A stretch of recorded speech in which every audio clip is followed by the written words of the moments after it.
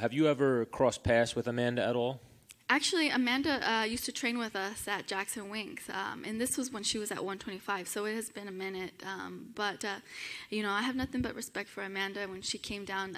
There's a certain type of person that has to get along when you come down to Jackson's and train, because it is, it is a Shark Tank, and there's really nothing else to do in Albuquerque but train.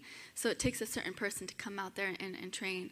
And, she got along with the team quite well. So, like I said, nothing but respect to her. But UFC offered that fight for us, and we thought stylistically is a great matchup. So we said yes. So she was at your gym. How many rounds did you guys get to do together?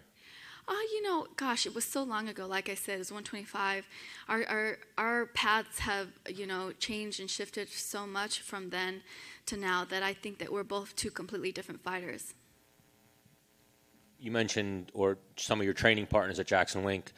I had to just announce it. I'm not hitting on her because that's just how people always take it. But I love one of your training partners, Lydia Warren. Yes. So I'm almost, instead of sliding in her DMs, I'm just gonna. You're gonna slide into her friends. I'm gonna ask one of her friends. Yeah, I would love to get Lydia Warren on my podcast. But you train with her, and then I've noticed with Jackson Wink, you guys have like a good core group of like females. Absolutely. Who's the next one coming out of Jackson Wink? I really do. I have seen Lydia turn the corner this past year, and it's, it really has warmed my heart because, I've been in her shoes. I know what it's like to be a young, struggling fighter trying to get my name out there. And, even before she had turned pro, when she was an amateur, she never once batted an eye to give me rounds when I was getting ready for my fights.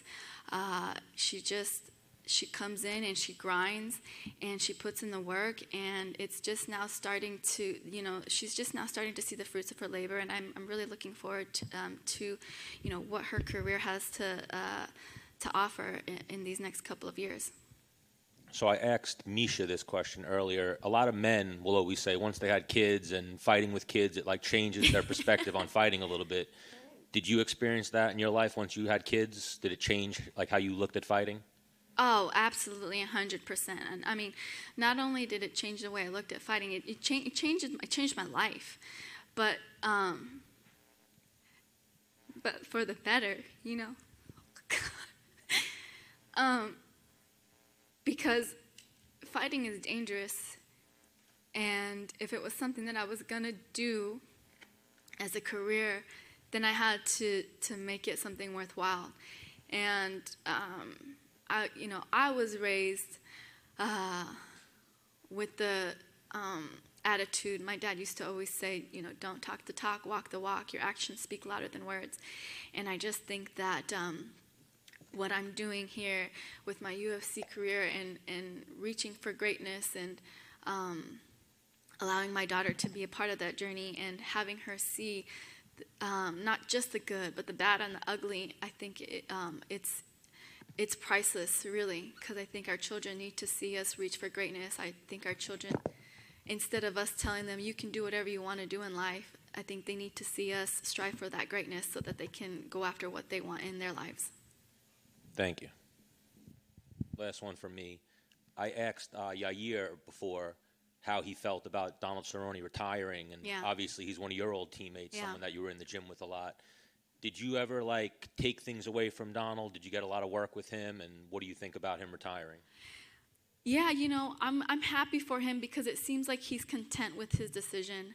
And Donald's actually the one that got me into fighting. Actually, it's my big brother got me into martial arts. But, when I was a young girl working at Hooters, still doing martial arts, he was the one that was like, the story goes, I was a ring girl, and I actually watched him in a local circuit, not him, but the fight card, and I was talking to the promoter, and I asked the promoter, hey, do you guys ever have female fighters? I think I would be good at this. I've been doing martial arts for over 10 years. And the promoter kind of didn't really take me seriously, and Donald had overheard, came into my work and was like, hey, if you're serious about training, get your ass in the gym. And kind of the one that really introduced me to training and MMA. So, I'll forever be grateful for him. And he's the one that introduced me to Coach Wink and Coach Jackson out in Albuquerque. And now I have a beautiful life with my husband and my daughter in Albuquerque now.